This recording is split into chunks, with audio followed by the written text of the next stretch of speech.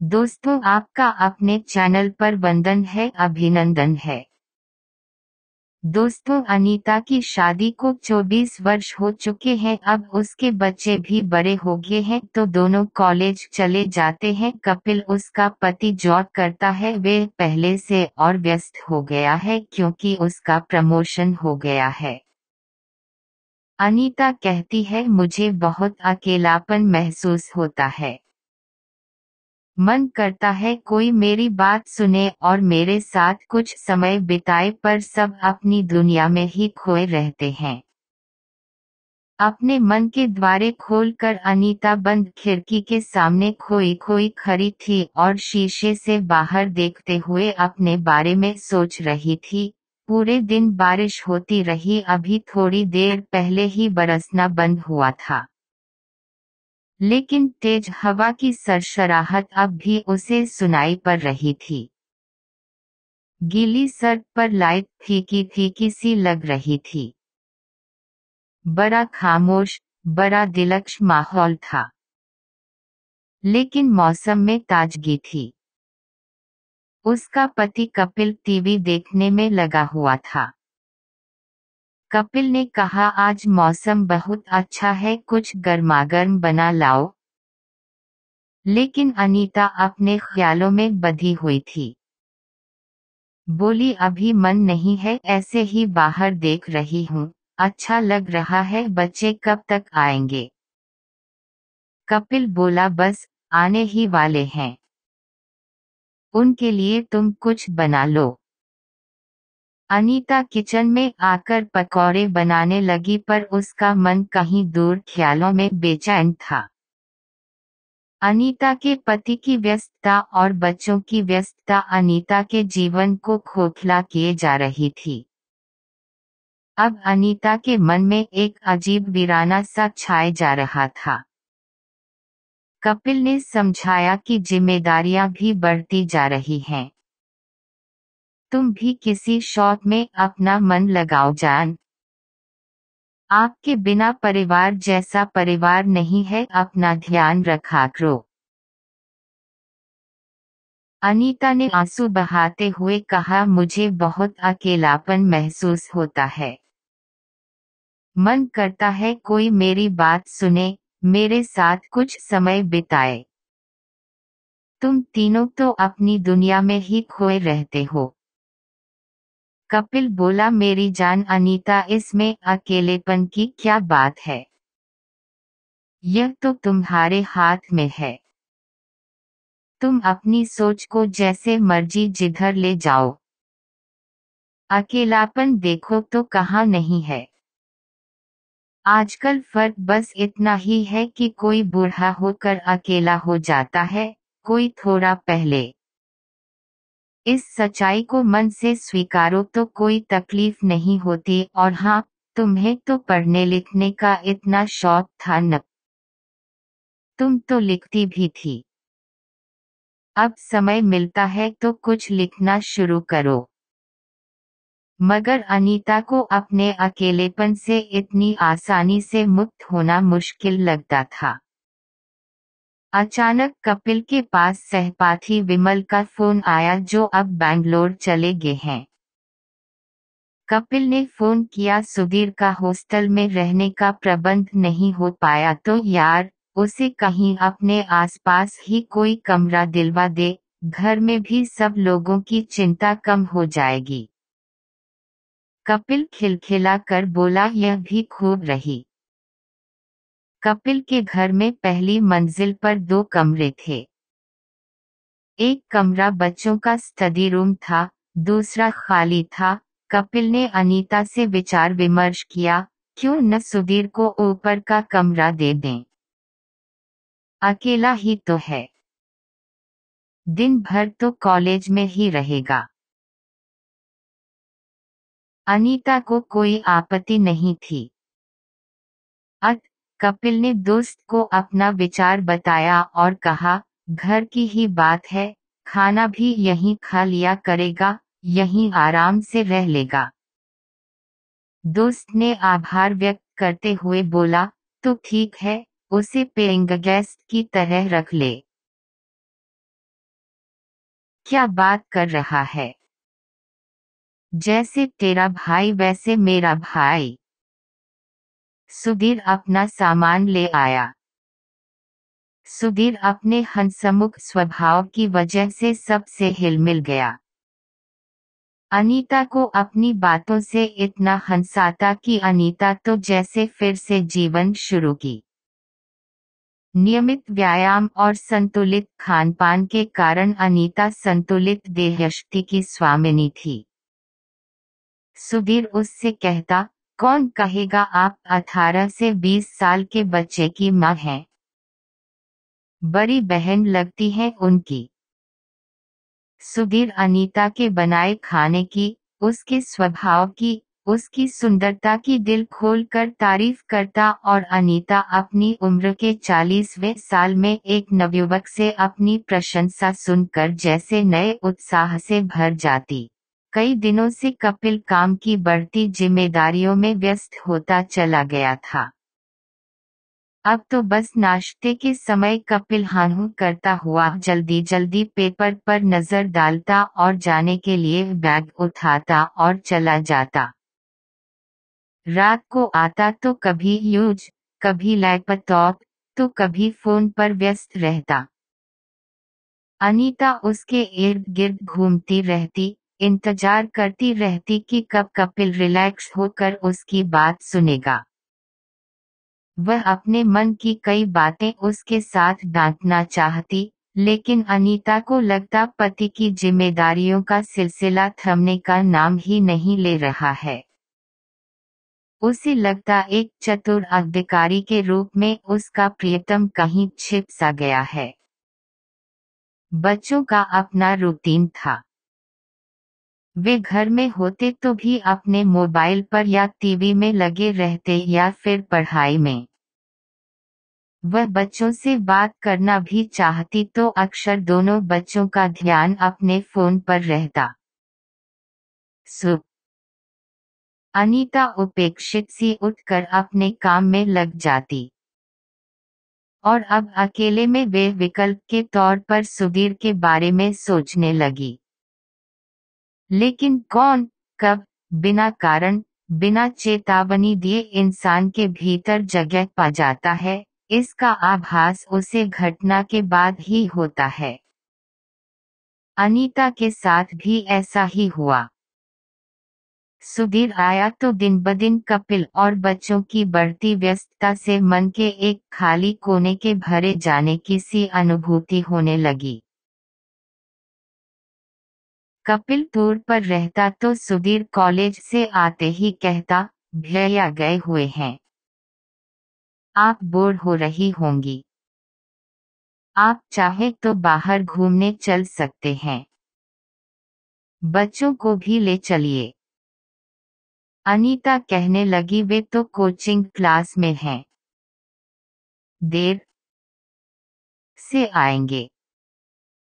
चलो, हम दोनों ही चलते हैं। मैं गाड़ी निकालती हूँ। दोनों जाते, घूम फिर कर खाना खाकर ही आते। अनीता सुधीर को अपना पर्स कहीं निकालने नहीं देती। सुधीर उसके जीवन में एक ताज़ा हवा का झोंका बनकर आया था। दोनों की दोस्ती का दायरा बढ़ता गया। वह अकेलेपन की खाई से निकलकर नई दोस्ती की अनुभूति के सागर में गोते लगाने लगी। अपनी उम्र को भूलकर किशोरियों की तरह दोगुने उत्साह से हर काम करने लगी। सुधीर की हर बात, हर अदा उसे अच्छी लगती। कई दिनों से अकेलेपन के एहसास से चाहे अनचाहे अपने भीतर का खाली कोना गहराई से महसूस करती आ रही थी। अब उस जगह को सुधीर के साथ ने भर दिया था। कोई भी काम करती, सुधीर का ध्यान आता रहता। उसका इंतजार रहता। वह लाख दिल को समझाती कि अब किसी और का ख्याल गुनाह है, लेकिन दिल क्या बातें समझ लेता है। नहीं, यह तो सिर्फ अपनी ही जबान समझता है, अपनी ही बोली जानता है। उसमें जो समा जाए वे जरा मुश्किल ही से निकलता है। अब तो न चाहते हुए भी कपिल के साथ अंतरंग पलों में भी वे सुधीर की चहकती आवाज से घिरने लगती। मन का दो दिशाओं में पूरे वेग से खींचना उसे तोड़ जाता। मन में उथल पुथल होने लगती। वे सोचती यह बैठे बैठाए कौन सा रोग लगा बैठी। यह किशोरियों जैसी बेचैनी, हर आहट पर चौंकना। कभी वे शीशे के सामने खड़ी होकर अपनी मनोदशा पर खुद ही हंस पड़ती। एक दिन सुधीर कॉलेज से मुंह लटकाए आया। अनीता ने खाने के लिए पूछा तो उसने मना कर दिया। वह चुपचाप ड्राइंग रूम में ही गुमसुम बैठा रहा। सुषमा ने बार बार पूछा तो उसने बताया, आज कॉलेज में मेरा मोबाइल खो गया है। यहाँ आते समय विमल भैया ने इतना महंगा मोबाइल लेकर दिया था। भैया अब बहुत गुस्सा होंगे। अनीता चुपचाप सुनती रही, कुछ बोली नहीं। लेकिन अगले ही दिन उसने अपनी जमा पूंजी से 10,000 निकाल कर सुधीर के हाथ पर रख दिए। सुधीर मना करने लगा, लेकिन अनीता के जोर देने पर रुपए रख लिए। कुछ महीने और बीत गए। कपिल भी फुर्सत मिलते ही सुधीर के हालचाल पूछता। वैसे उसके पास समय ही नहीं रहता था। सुषमा पर घर गृहस्थी पूरी तरह से सौंप कर अपने काम में लगा रहता था। अनीता मन ही मन पूरी तरह सुधीर की दोस्ती के रंग में डूबी हुई थी। पहले उसे कपिल में एक दोस्त नजर आता था, अब उसे कपिल में एक दोस्त की झलक भी नहीं दिखती। यह क्या उसी की गलती थी? कपिल को अब उसकी कोमल भावनाएं छू कर भी नहीं जाती थीं। सुधीर में उसे एक दोस्त नजर आता है। वह उसकी बातों में रुचि लेता है, उसके शौक ध्यान में रखता है, उसकी पसंद नापसंद पर चर्चा करता है। उसे बस एक दोस्त की ही तो तलाश थी। वह उसे सुधीर के रूप में मिल गया है। उसे और कुछ नहीं चाहिए। एक दिन कपिल टूर पर था। बच्चे किसी बर्थडे पार्टी में गए थे। अंधेरा हो चला था। सुधीर भी अभी तक नहीं आया था। अनीता लॉन में टहल रही थी। तभी सुधीर आया, नीचे सिर किए हुए मुंह लटकाए ऊपर अपने कमरे में चला गया। अनीता को देखकर भी रुका नहीं तो अनीता को उसकी फिक्र हुई। वह उसके पीछे पीछे ऊपर गई। जब से सुधीर आया था वे कभी उसके रूम में नहीं जाती थी। मेड ही सुबह सफाई कर आती थी। उसने जाकर देखा सुधीर आंखों पर हाथ रख कर लेता है। अनीता ने पूछा, क्या हो गया, तबीयत तो ठीक है? वह उठकर बैठ गया। फिर धीमे स्वर में बोला, मैं ठीक हूँ। तो रोनी सूरत क्यों बनाई हुई है? भैया ने बाइक के पैसे भेजे थे। मेरे दोस्त उमेश की बहन की शादी है, उसे जरूरत पड़ी तो मैंने उसे सारे रुपए दे दिए। अब भैया बाइक के बारे में पूछेंगे तो क्या कहूँगा, कुछ समझ नहीं आ रहा है। वही उमेश याद है न आपको? यहाँ एक बार आया था और मैंने उसे आपसे भी मिलवाया था। हाँ हाँ याद आया। अनीता को वे लड़का याद आ गया जो उसे पहली नजर में ही कुछ जंचा नहीं था। बोली, अब क्या करोगे? क्या कर सकता हूँ? भैया को तो यही लगेगा कि मैं यहाँ आवारागर्दी कर रहा हूँ। वे तो यही कहेंगे कि सब छोड़कर वापस आ जाओ, यहीं पढ़ो। सुधीर के जाने का ख्याल ही अनीता को सिहरा गया। फिर वही अकेलापन होगा, वही बोरियत। बोली, मैं तुम्हें रुपए दे दूंगी। अरे नहीं नहीं, यह कोई छोटी रकम नहीं है। कोई बात नहीं, मेरे पास बच्चों की कोचिंग की फीस रखी है, मैं तुम्हें दे दूंगी। लेकिन मैं ये रुपए आपको जल्दी लौटा दूंगा। हाँ हाँ, ठीक है। मुझसे कल रुपए ले लेना। अब नीचे आकर खाना खा लो। अनीता नीचे आ गई। अपनी अलमारी खोली। सामने ही रुपए रखे थे। सोचा अभी राहुल को दे देती हूँ, उसे ज्यादा जरूरत है इस समय। बेचारा कितना दुखी हो रहा है। अभी जाकर पकड़ा देती हूँ, खुश हो जाएगा। वह रुपए लेकर वापस ऊपर गई। सुधीर के कमरे के दरवाजे के बाहर ही उसके कदम ठिठक गए। वह फोन पर किसी से धीरे धीरे बात कर रहा था। न चाहते हुए भी अनीता ने कान उसकी आवाज की तरफ लगा दिए। वह कह रहा था, यार उमेश, मोबाइल और बाइक का इंतजाम तो हो गया। सोच रहा हूँ अब क्या मांगूंगा। अमीर औरतों से दोस्ती करने का यही तो फायदा है, उन्हें अपनी बोरियत दूर करने के लिए कोई तो चाहिए और मेरे जैसे लड़कों को अपना शौक पूरा करने के लिए कोई चाहिए।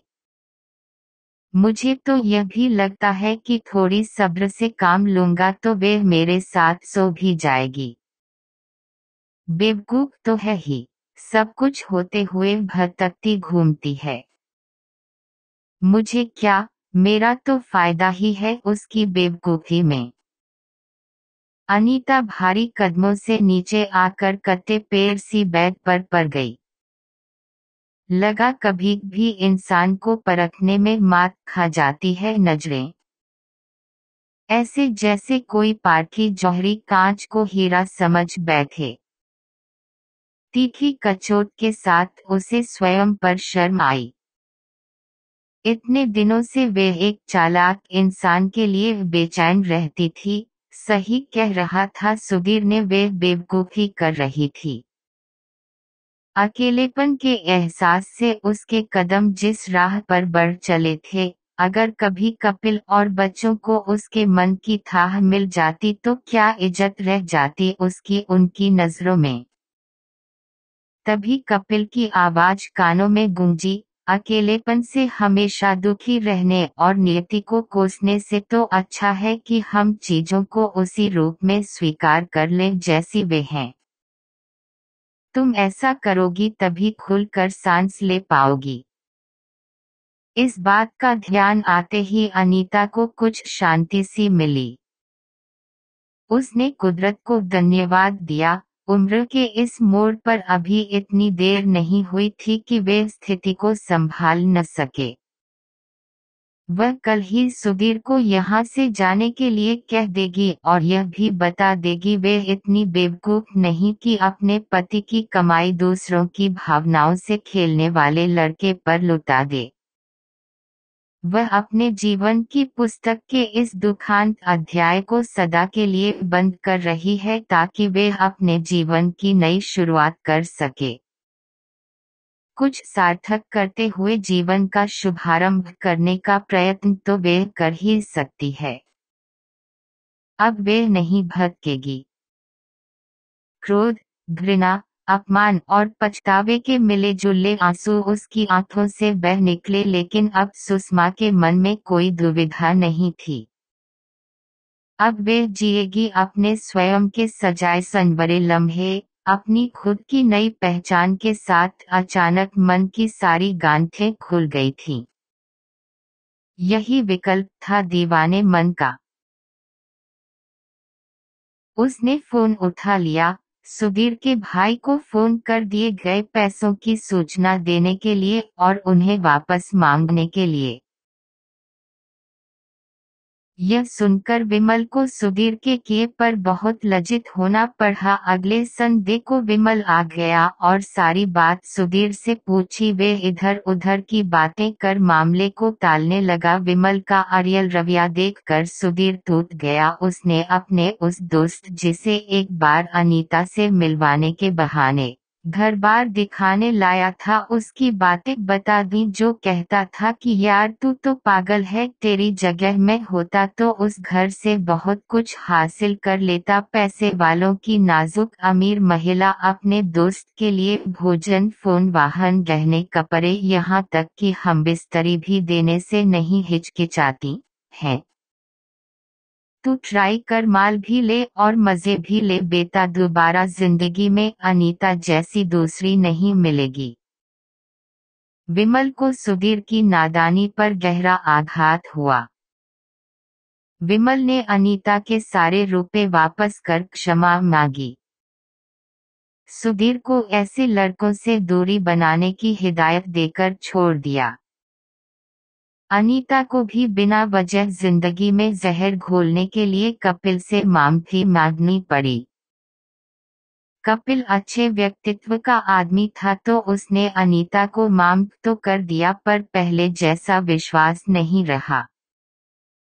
कपिल बोला, तुमने भावनाओं में बहकर इतना सब कुछ कर तो लिया, पर एक सबसे अच्छा काम यह किया है कि तुमने उसके साथ अंतरंग पल नहीं बिताए। नहीं तो सुधीर जैसे लोग पहले दोस्ती करके शारीरिक संबंध बनाने के लिए प्रयास करते हैं और चोरी छुपे वीडियो बनाकर ब्लैकमेल करने लगते हैं।